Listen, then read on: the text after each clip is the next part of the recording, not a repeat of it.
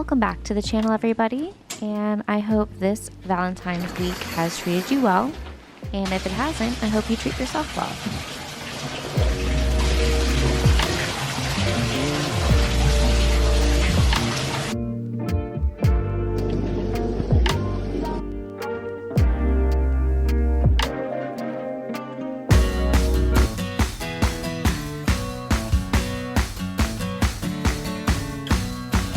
For work, I took on a little extra project of sending care packages to all the different plantas for Valentine's Day.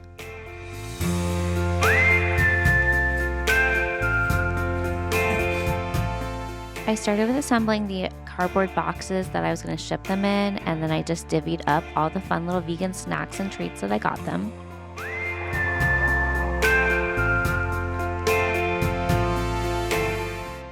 After realizing how dinky it looked in all these little cardboard boxes, I decided to assemble some cake boxes so it made it look like more of an organized care package. Then I got to packing. We have 16 locations between the US and Canada, and this was definitely an experience. I learned a lot about shipping and customs and how expensive it can be. But by my second wave of deliveries, I had an entire operation going, like e-commerce, watch yourself. I learned that I can make my own little labels using this great little website called Pirate Ship. And it was actually like a really discounted price compared to like going to UPS. And then I also realized the best way for me to do this would be using the flat rate shipping boxes. So I ended up kind of gutting some of those cake boxes and then just using like the USPS provided boxes, and that was like about half the price.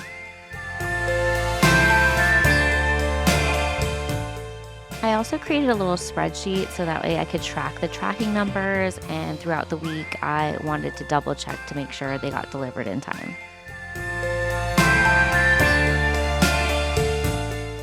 I was really excited with the final product, and I think everyone really loved it, but I think next time they're getting cards. Happy Valentine's Day. I look a little messed up because I just was running around. I'm starting to get ready for work. I don't know where we last left off, but every year Neil sends us perishables, but I'm very grateful. So let's see what we got for Valentine's. Crafted with quality ingredients. Okay. Oh, cute. I'm gonna steal that umbrella when we get to work. We got some mixed nuts, sweet and spicy snack mix, yogurt pretzels, a bunch of buttercream cookies, gummy bears, moose munch, and some chocolate truffles. Happy Valentine's Day, everybody. And I'm gonna repurpose this for work today. I love a vessel. We love a basket or something like it. Thanks, Neil. Now it's time to head to the movies with our cinematic crusader. Here with another titanium take, here's our movie maven Kai. Well, hey, my little galentines and palantines. This is I, your movie maven Kai. And we're in the second month of 2025. We're halfway through it, and that's amazing. And we're just gonna keep chugging along.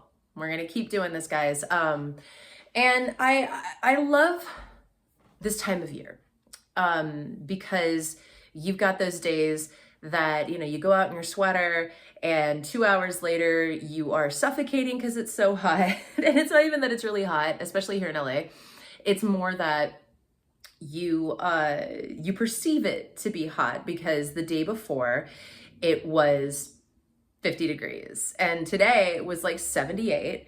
But you know, that's the price of living on this coast, is that, you know, this time of year you never know what kind of, you know, weather you're going to be looking at, and that's totally fine because it gives us an opportunity to wear all of our super fun sweaters, but also our, you know, super fun t-shirts. And you know, I'm very much one of those people that, you know, I'm not a fan of Valentine's Day because I feel like if you care about people, you tell them every day. You don't need a day to, you know, go, oh, I better do something today, you know, one day a year. You know, it's always been kind of a weird thing for me.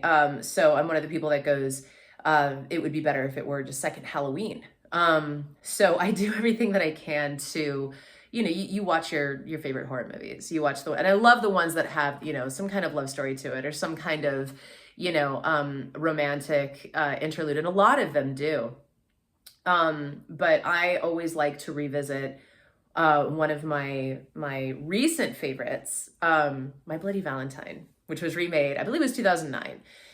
And of course, we love Jensen Ackles. We'll watch Jensen Ackles in pretty much anything that he'll do.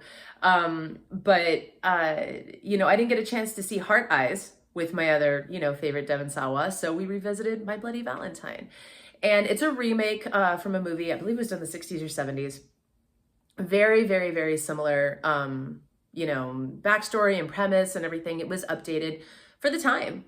And if you've not seen it, basically, it's a guy who has a traumatic experience working in the coal mines and, kind of leaves that environment for a while, and he comes back and, his father dies and is leaving him the mine. I don't know how I'd feel about that, but he's definitely coming back and he's like, yeah, I think I just need to get rid of it. But he's revisiting people in his life. His high school girlfriend, his high school rival, of course, who is now, the sheriff. And, it's one of those movies that I didn't see in theaters originally because I was like, this seems super corny. I never saw the original. I still haven't seen the original. But it was one of those like, okay, it's going to be really super obvious. I was working at Horror Nights and we did a maze based off of My Bloody Valentine. And I went through the maze and I was like, this is incredibly beautiful. It's one of the my favorite mazes that we ever did. And so I ended up, grabbing the movie one night and watching it and just really, really enjoying it. And then I want to say it was 2 years ago, I got to see it in 3D on the big screen with a commentary or a Q&A afterward with the writer and director. And it was really, really cool. They were so wonderfully gracious and sat and had a nice conversation with them, even after the Q&A. And, I really enjoy this movie. You don't know where the twists are going to come. You think you got it figured out and you don't. And, you have those aha moments and they come like super fast once you get into the third act. And it's just so much fun. But it's also really well done, especially for a movie that was made to be 3D in 2009 when that stuff was still kind of newer. These movies that were, specifically made for, that format. So you have a lot of those sight gags and you have a lot of those, kind of like, jump back moments because there's something flying at the screen, the jump scares.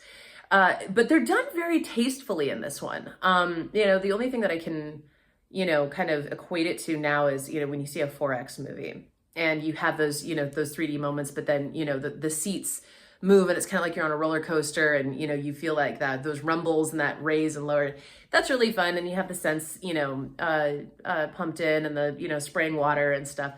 And, it's a fine line that you have to walk between doing an effect that is effective, and doing too much to where it just becomes a gag. It just becomes a gimmick. And I feel like this movie, like My Bloody Valentine, really walked that line well, because even when you watch it out of the 3D, you can sit there and go like, okay, well, that particular moment was made for the 3D format.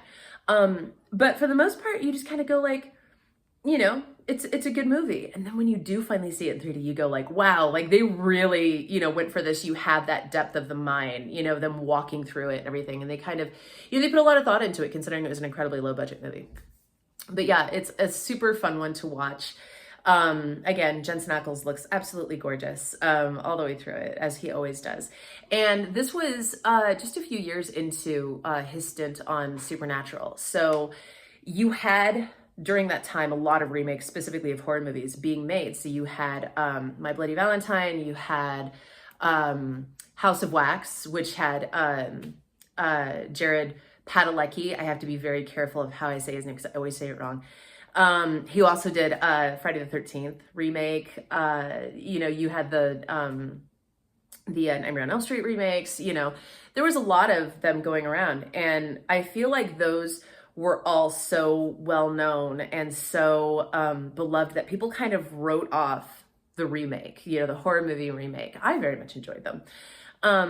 But this one was kind of under the radar.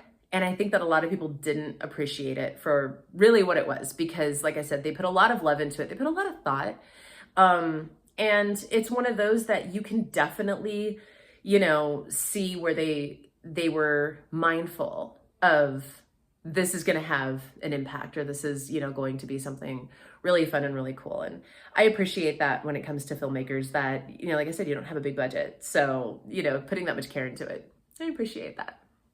So it's one I drag out. Anytime that, you know, the Valentine's holiday comes around, but also, you know, middle of the summer, if I happen to see it, you know, on Pluto or Amazon or Tubi, you know, or whatever, I will absolutely click that so fast, because it's such a great one just to, you know, to have on. Dialogue's a little corny in places, but it's a horror movie, so it's exactly what you want.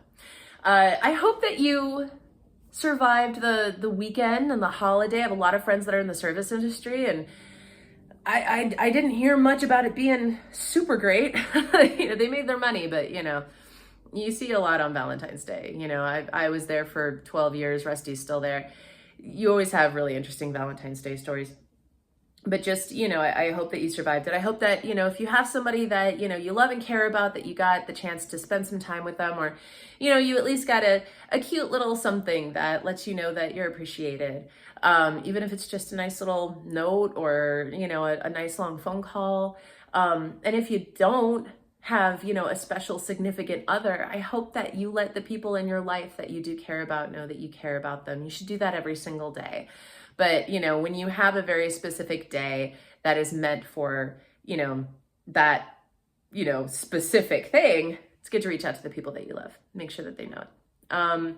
Beyond that, guys, I will let you know that it is definitely time, if you're on my clock of things, it is time for you to go give blood. Did that today. Also, a really good thing to do around Valentine's Day, if you sign up with the Red Cross, and this is not a paid promotion with the Red Cross, I work with them a lot. If you sign up with the Red Cross right now and donate blood, if you sign up now and donate by the 28th, I believe, you get, I think it's a $15 gift card. And then if you do what's considered or what's called a Power Red, which is they take a double donation, you get an extra $10 gift card, I believe, something like that. But they're always, you know, very generous with, you know, what they do and what they give. If it's t-shirts or movie tickets or gift cards or, you know, whatever, it's an important thing to do. It saves lives. It's one of my favorite charities. And we have had a lot of natural disasters and national disasters and all kinds of craziness going on. So they're really in need, guys. And, you know, it saves lives and it makes people's, you know, people's existence a lot easier when, you know, medically they have what they need. And in emergency situations, it's 10 times worse. So please consider it. You can download the app and make appointments in an area near you. There's drives all the time, guys. It's really important. So please go and do that. Also, please drink your water, take your meds, join us next week. We love you so much, guys. Take care. Happy day after Valentine's Day. It was a cute little shift. It wasn't as bad as we thought it could have been, me included. But again, I've worked so many worse services. Like SDK did like 2,000 covers last night. So thoughts and prayers. End of the night, how I normally do, went to McDonald's. So people were like, do you have a Valentine? I was like, I have the same Valentine every year after work. Ronald McDonald. You know, if not one clown, another. Anywho, happy Valentine's.